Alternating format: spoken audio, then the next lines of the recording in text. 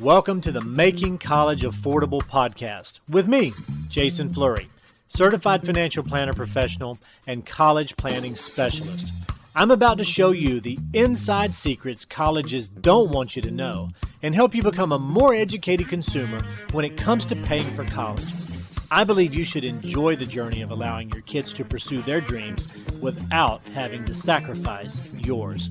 And that's exactly what I'm going to show you how to do. So let's get started. Hello and welcome to episode number 6 of the Making College Affordable podcast.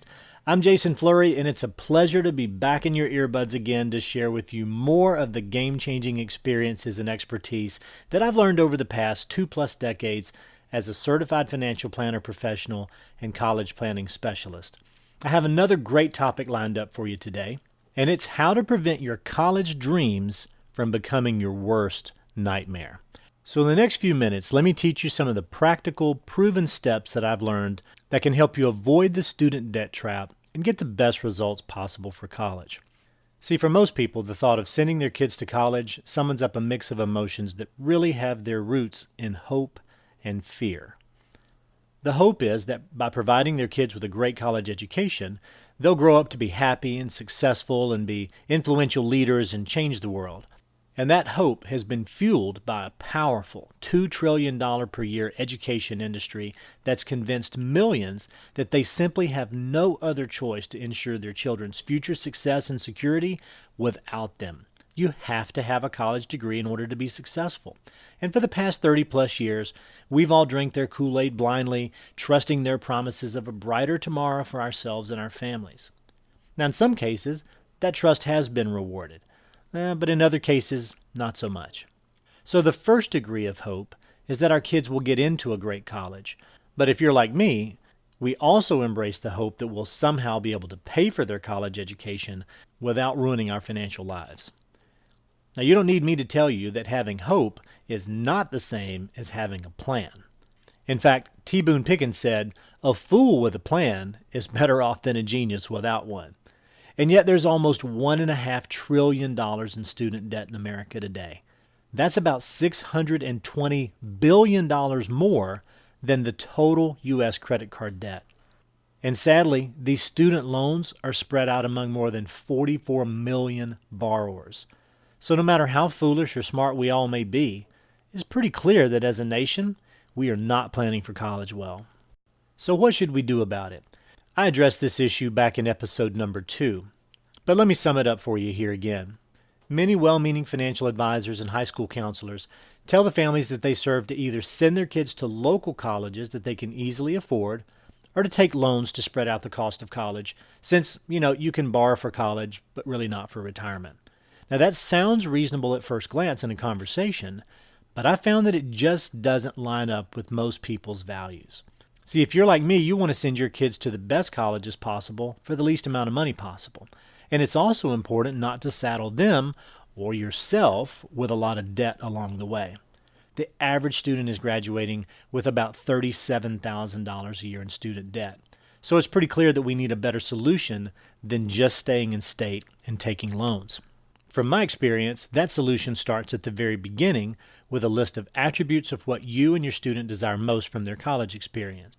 And one of the best ways to figure that out is to carve out something that I call thinking time. Many very successful people attribute much of their success to the discipline of establishing deliberate, uninterrupted time blocks to just sit quietly and think. This is exactly how you begin to build a solid college plan too. So during your thinking time, think about 2 main things. The first is, what major field of study will your student pursue? And the second is, where will they pursue it? Now I know these sound simple, but you'd be surprised at how few people do this well at the start. And it's the foundation of everything else that you're going to need to make your plan work well. So don't cut corners at this stage of the process. Most kids have no idea what they want to do after college. So choosing a major is often a very difficult process. It's not as important that they make their ultimate decision on where their life's path is going to take them while they're in high school, but it is useful to look at options and eliminate the ones that clearly won't work so that in the process they can find areas of interest that give them direction and possibly could work at some point. By moving in those directions, you begin to awaken a process of self-awareness that's very helpful in really helping your student to find their ultimate path and determining the right environments, opportunities, and things like that to maximize his or her results. I talked more about that in episode 1, but this process of self-awareness is something that'll benefit them as they prepare for college, but it'll also help them the rest of their life too. So begin with a handful of attractive potential occupations. Then look at majors that lead to opportunities in those occupations, and then look to see which colleges offer those majors. Once you have those pieces in hand, you can begin looking to see which of those colleges your student qualifies to get into based on grades, test scores, personal qualifications, things like that. And then once you have that list, then you can move to the second step of determining which soft qualities, like location and campus setting, dorm layouts, school size, campus opportunities, things like that, which of those are most important in your selection criteria. You'll likely refine some of these things during the first part as your student becomes more self-aware. So like I said, there's a double benefit by taking this approach the way I've described it. Most people don't do it that way though. They start with a list of colleges and they try to make them fit. But that's a recipe for disaster. The correct way to build your list is actually the exact opposite. And that's why making a list of attributes first and then filtering your colleges by who offers you the most of what you're looking for on your list of priorities, that's what gives you a viable list of colleges you know has a chance of working out in your favor. Now once you've narrowed this list down, you can begin to figure out what each option is going to cost before your student applies for admissions.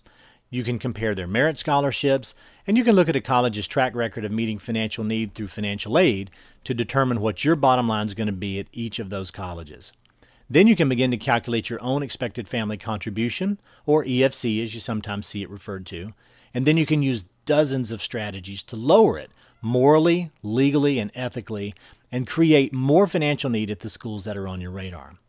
With that information in hand, you can get your costs down to a point that you can afford and enjoy the rest of your journey knowing that your kids' dreams won't turn into financial nightmares for you. Most people need a lot of time to process things when they make big decisions, and college is one of the biggest decisions that anybody makes during their lifetime. Traditionally, the junior year of high school, that's the planning year. But college admission and financial aid timelines have moved up in recent years. We're finding that more and more people, especially if they have high-achieving students, are starting the planning process with us in the freshman and sophomore years of high school just to avoid the pressure and the rush of waiting until the last minute. The actual college application season begins in July each year, just before your student's senior year of high school. And most colleges are making their admissions and scholarship decisions based on grades and test scores from the end of the junior year. So waiting until just before the senior year to get ready for college is just not a wise move anymore.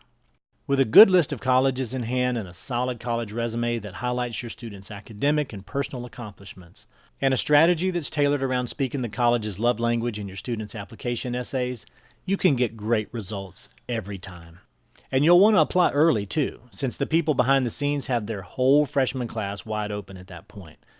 They're also still in good spirits coming off their summer breaks early in the season. That may not be the case as deadlines approach and they've read 3,000 essays with the same prompts that you'll be answering. Admission officers are regular people just like you and me, and they burn out over time, just like you would if you had to repeat the same task over and over under pressure for months on end. Catch them while they're fresh and get the hardest part of your job done up front. It's worth it to be organized because the senior year doesn't get any easier once it starts. You'll love the huge feeling of relief you'll have knowing that this part is done and that your results will be more rewarding too. Now, if you've been listening to this podcast for the last few weeks, first of all, thank you. I'm hoping you've started to notice that these tips and strategies that I'm sharing with you, they're just not commonplace among those advising families on educational needs. And that's unfortunate because I've seen them work for hundreds of families just like yours that I've advised through the years. Here's the thing everybody eventually realizes when it comes to sending their kids to college.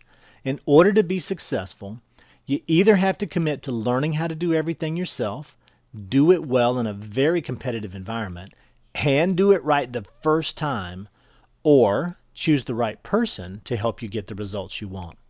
And if you haven't already done so, go to our website, mycollegeplanners.com, and request the free report, How to Know If You're Working with the Right Kind of College Planner. Finding that who is often more important than learning how. So check out that free report today. It's a real eye-opener, and I think you're going to like it a lot. I hope you've enjoyed and benefited from today's show. If you like what you've heard, please give us a good rating wherever you get your podcasts and share us with your friends. Also, if you have any specific questions or comments about anything we've covered today, email those questions to podcast@mycollegeplanners.com. You can also visit our website at mycollegeplanners.com to get personalized recommendations on how to make college more affordable and learn how working with a college planning specialist can improve your life. Thanks again for listening today. I look forward to seeing you again soon.